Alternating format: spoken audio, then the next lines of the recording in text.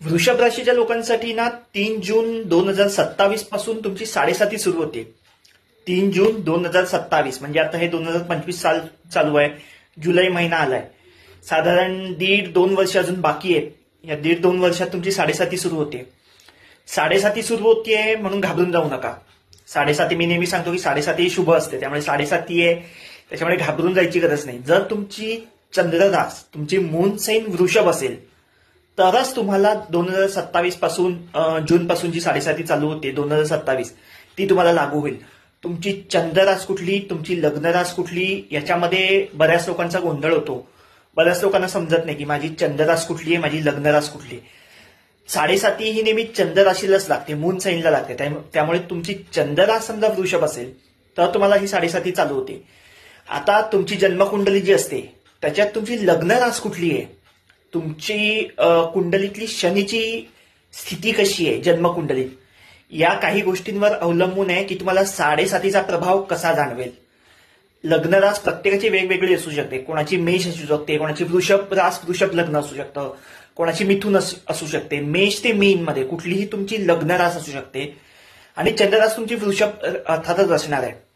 आता जी लग्नरास आहे आणि चंद्ररास आहे या दोघांमध्ये जर तुम्हाला व्यवस्थित कळलं की माझी लग्नरास कुठली, चंद्ररास कुठली आहे, तर तुम्हाला तेही समजेल की शनीची स्थिती माझ्या कुंडलीत कशी आहे, माझ्या कुंडलीत शनी कितव्या स्थानी आहे, कुठल्या राशीत आहे, कुठल्या ग्रहाबरोबर आहे, कुठल्या नक्षत्रात आहे. हे थोडा तुम्ही अभ्यास केला की हळूहळू ते समजत जातं. आता तुमची लग्नरास कुठली आहे त्याच्यावर सगळं अवलंबून आहे. शनीची स्थिती कशी आहे ह्याच्यावर अवलंबून आहे की तुम्हाला साडेसाती कशी जाईल. तरी पण आपण धरूया की तुमची वृषभ रास आणि वृषभ लग्न आहे. नॉर्मली असं पकडतात की वृषभ रास असेल ना तुमची तर वृषभ रास ही लग्नस्थानी पकडतात. त्याच्यामुळे वृषभ रास तुमची वृषभ लग्न आहे असं आपण पकडू.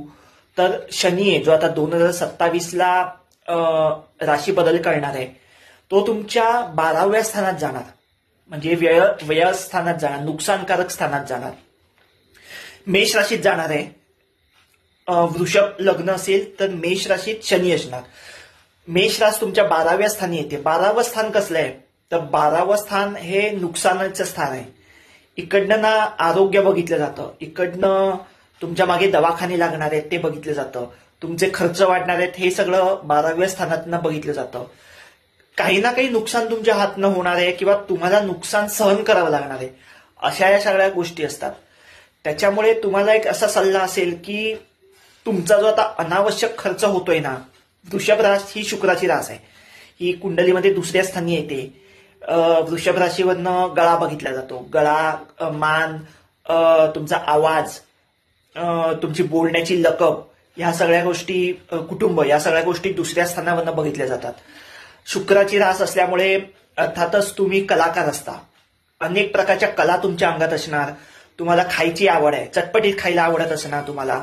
बाहेर लेडीज वर्ग आहे तर बाहेर शॉपिंग करणं, हॉटेलिंग करणं, पार्ट्या करणं, असा वृषभ राशीचा जास्त कल असतो. फिरणं, मजा मस्ती करणं, हा जास्त कल वृषभ राशीचा असतो. तर तुमच्या खर्चावर थोडीशी तुम्हाला बंधनं आणता येतील. थोडासा अनावश्यक खर्च जो असेल ना, सगळा खर्च मी म्हणत नाही, पण जो अनावश्यक आहे, ज्याची गरज नाहीये, तो खर्च जर तुम्हाला टाळता आला, ती सेव्हिंग तुम्हाला टाळता आली ना, तर ती तुम्हाला भविष्यात जी साडेसाती चालू होते 2027 पासून त्याच्यात तुमचे खर्च वाढणार आहेत. त्याच्यामुळे तुम्ही आत्तापासूनच जर सेव्हिंग केली, तुमची थोडी अनावश्यक खर्च तुमचे कमी केलेत, त्याची सेव्हिंग करायला लागला, तर 2027 मध्ये जी साडेसाती चालू होते, जे तुमचे खर्च वाढणार आहेत, तो तुम्हाला एवढा काही त्रास होणार नाही. कारण तुम्ही आत्तापासून सेव्हिंग करताय, आत्तापासून आर्थिक गणित जुळवून ठेवताय. त्याच्यामुळे माझा सल्ला हाच असेल की आत्तापासूनच तुम्ही तुमची आर्थिक गणित जुळवून ठेवा. अनावश्यक खर्च टाळा. थोडासा खर्च तुमच्या आरोग्यावर जास्त होईल, थोडीशी आजारपणा वाढतील. त्याच्यामुळे हे मी सगळं ढोबळ मानाने सांगतोय, कारण वृषभ रास वृषभ लग्न धरून हे उदाहरण घेऊन सांगतोय. प्रत्येकाच्या बाबतीत हे तंतोतंत जुळेलच असं नाही, कारण प्रत्येकाची लग्नरास वेगळी असू शकते. चंद्ररास तीच असणार वृषभ, पण लग्नरास वेगळी असू शकते. त्याच्यामुळे त्याप्रमाणे शनीची सगळी दशा बदलेल, दिशा बदलेल, सगळं काही तुम्हाला थोडेसे अनुभव वेगळे येऊ शकतात. पण तरी पण आपण धरलं की वृषभ रास वृषभ लग्न आहे तर 12व्या स्थानात शनी जातो. 12वं स्थान हे फारसं असं चांगलं मानलं जात नाही. मग याच्यात तुमची आरोग्याची तक्रारी वाढतात, आजारपणा वाढतात, खर्च वाढतात, अनावश्यक खर्च वाढतात, काहीशी तुम्हाला शुभ फळं पण मिळतात. 7.5 असली की सगळीच नेहमी तुमचं अशुभ होणार असं नाही. 7.5 ही तुमची मनाची शुद्धता करून देण्यासाठी येते.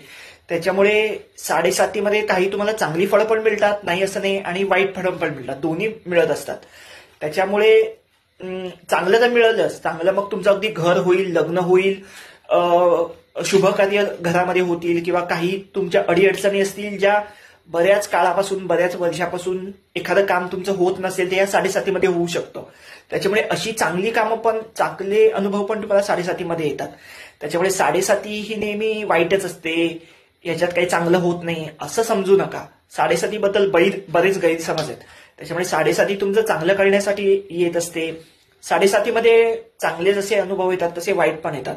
म्हणून माझा मुद्दामच सल्ला आहे की वृषभ लग्न असेल तुमचं तर थोडासा खर्चावर नियंत्रण ठेवा. आतापासूनच थोडीशी आर्थिक गणितं जुळवून ठेवा की जेणेकरून 2027 मध्ये तुमची जी 7.5 चालू होतीये, 2027 पासून पुढे 7.5 वर्ष, तर तेव्हा तुम्हाला जड जाणार नाही आर्थिक खर्च. त्याच्यामुळे आतापासून काही ना काही जे काही तुम्हाला आर्थिक गणितं जुळवायची असेल ते आतापासून चालू ठेवा. पण बाकी काही टेन्शन घेण्यासारखं नाहीये. तुमचं कामावर जास्त लक्ष केंद्रित करा. तुमचं जे काम करता ते प्रामाणिकपणे करा. देवावर विश्वास ठेवा. पुढे सगळं काही छान होणार आहे. All the best.